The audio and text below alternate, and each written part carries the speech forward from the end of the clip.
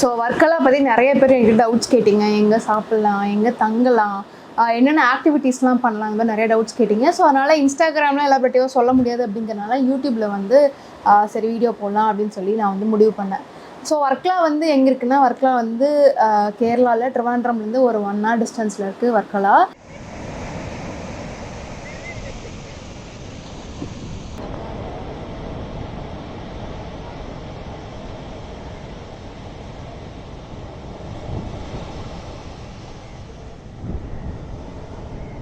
வர்க்கலாவோட geography என்ன அப்படின்னு பார்த்துட்டோம்னா, வர்க்கலா வந்து நார்த் கிளிஃப், சவுத் கிளிஃப்னு 2 கிளிஃப் இருக்குது.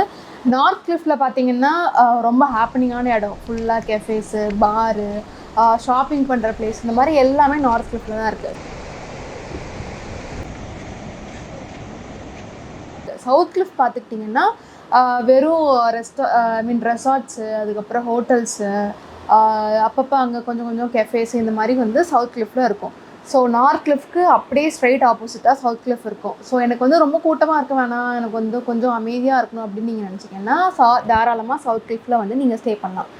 இல்லை எனக்கு வந்து நான் அடிக்கடி கெஃபேஸ்க்கு நான் போவேன், எனக்கு வந்து அந்த ஹாப்பனிங்கான ஒரு இடத்த நான் வந்து பார்க்கணும் அப்படின்னு நினச்சிங்கன்னா நீங்கள் வந்து நார்த் கிளிஃபில் ஸ்டே பண்ணலாம்.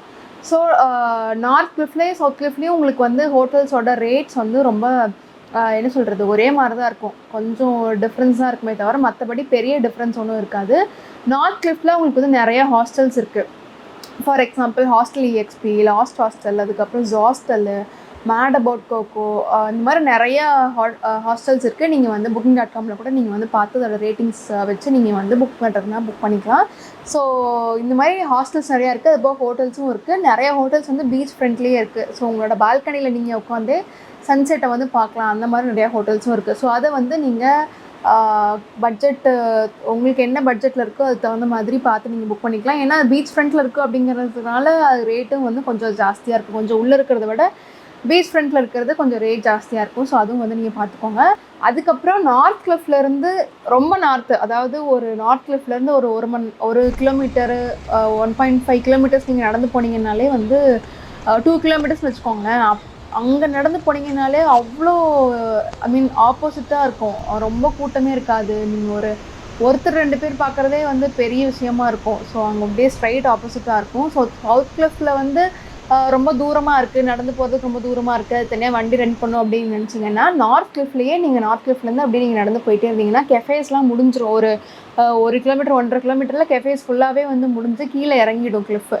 ஸோ அதிலிருந்து நீங்கள் வந்து ஒரு 5 நிமிஷம் நீங்கள் நடந்து போனீங்கனாலே உங்களுக்கு வந்து ரொம்ப அமைதியான இடம் வந்து இருக்கும். ஸோ நீங்கள் அங்கே வந்து டைம் ஸ்பெண்ட் பண்ணலாம். அங்கே ஏதாவது நீங்கள் வந்து ஃபோட்டோஸ் ஷூட் பண்ணுறதுனா அங்கே பண்ணலாம். ஸோ ரொம்ப சூப்பரான இடம். அதுவும் முக்கியமாக நீங்கள் வந்து மான்சூன் டைமில், மழை வர டைமில் நீங்கள் போனீங்கன்னா செம்ம அழகாக இருக்கும். ஃபுல்லாக க்ரீனிஷாக இருக்கும். ஏதோ பக்கத்துலேயே பீச் பக்கத்துலேயே மவுண்டெயின்ஸ் இருக்கிற மாதிரியான ஒரு ஃபீல் இருக்கும். கண்டிப்பாக எனக்கு அப்படி தான் தோணுச்சு.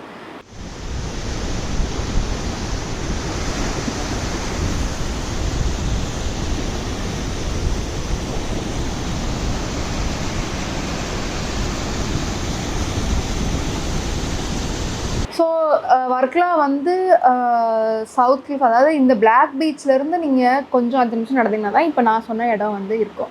ஸோ வர்க்கலாவில் எங்கெங்கெல்லாம் சாப்பிட்லாம் அப்படின்னா, என்னோட டாப் 3 கெஃபேஸ் அப்படின்னு பார்த்துட்டோம்னா, ஃபர்ஸ்ட் வந்து கெஃபே அப்பா restaurant and German bakery. So இந்த அப்பா ரெஸ்டாரண்ட் வந்து என்ன ஸ்பெஷல் அப்படின்னா, அவங்களோட சீஸ் கேக் வந்து ரொம்ப ஸ்பெஷல். அவங்க வந்து இந்த மாதிரி கேக்ஸு, பேஸ்ட்ரீஸு எல்லாமே வந்து சூப்பராக செய்வாங்க. அது போக அப்பா ரெஸ்டாரண்ட் தான் காலையில் பிரேக்ஃபாஸ்ட்டுக்கு எப்பவுமே ஓப்பன் ஆகிருக்க ஒரு ரெஸ்டாரண்ட்டு. அது போக இப்போ வந்து கொஞ்சம் கொஞ்சமாக எல்லா ரெஸ்டாரண்ட்ஸுமே வந்து பிரேக்ஃபாஸ்ட்டுக்கு ஓப்பன் பண்ணுறாங்க. ஸோ அதனால் எப்பயுமே நான் வந்து என்னோடய பிரேக்ஃபாஸ்ட் ஆப்ஷன் வந்து அப்பா ரெஸ்டாரண்ட் தான். நான் எவ்வளோ தூரத்தில் தங்கியிருந்தாலும் நான் நடந்து வந்து அப்பா ரெஸ்டாரண்ட்டில் தான் சாப்பிடுவேன். ஸோ பிரேக்ஃபாஸ்ட் வந்து அங்கே ரொம்பவே சூப்பராக இருக்கும். ஸோ அதுக்கடுத்து பார்த்துக்கிட்டிங்கன்னா கிளஃபோட்டி இந்த கெஃபே வந்து வர்க்கலா பூம் ஆகிறதுக்கு முன்னாடி ஒரு 10-15 வருஷத்துக்கு முன்னாடி இருந்தே வர்க்கலாவில் ஃபஸ்ட்டு ஸ்டார்ட் ஆன கெஃபேஸில் இந்த கிளஃபோட்டியும் வந்து ஒன்று. ஸோ ரொம்ப வருஷமாக இருக்கக்கூடிய கெஃபே. அது மட்டும் இல்லாமல் நீங்கள் எவ்வளோ சாப்பிட்டாலும் உங்களுக்கு வந்து ரொம்ப பட்ஜெட் ஃப்ரெண்ட்லியாக இருக்கும். இப்போ நீங்கள் ஒரு கெஃபே இட்டாலியானோவில் நீங்கள் போய் சாப்பிட்றீங்க அப்படின்னா உங்களுக்கு நீங்கள் சாப்பிட்ட ஃபுட்டு வந்து இப்போ ஒரு 1500 ரூபாய் வருதுன்னு வச்சுக்கோங்களேன். அதுவே வந்து கிளஃபோட்டியில் உங்களுக்கு வந்து ஒரு 800 ரூபாய் 900 ரூபாய் அந்த மாதிரி தான் வரும்.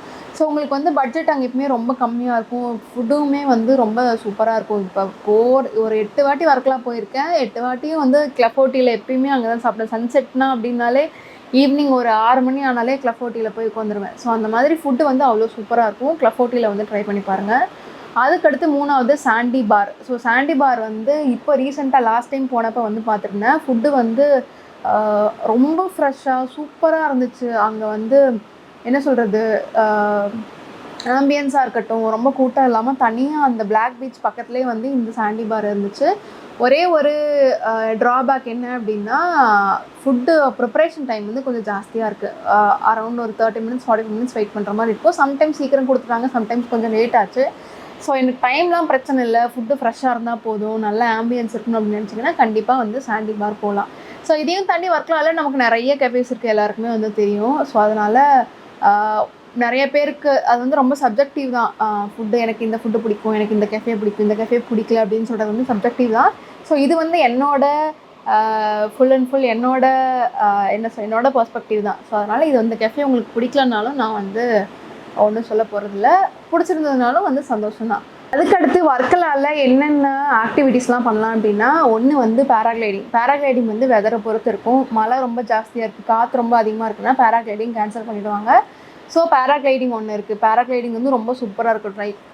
லைக் ட்ரோன் வியூவை நம்ம நேரில் பார்க்குற மாதிரி இருக்கும். ஸோ பேராகிளைடிங் கண்டிப்பாக வந்து போனீங்கன்னா ட்ரை பண்ணி பாருங்கள். வெதர்லாம் செக் பண்ணிவிட்டு நீங்கள் வந்து ட்ரை பண்ணி பார்க்கலாம்.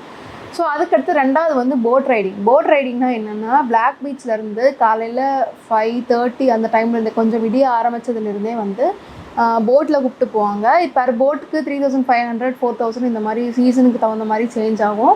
ஸோ அதில் நம்ம எத்தனை பேர் போகிறோம் அப்படிங்கிறது ஈக்குவலாக வந்து ஷேர் பண்ணி டிவைட் பண்ணிக்கலாம்.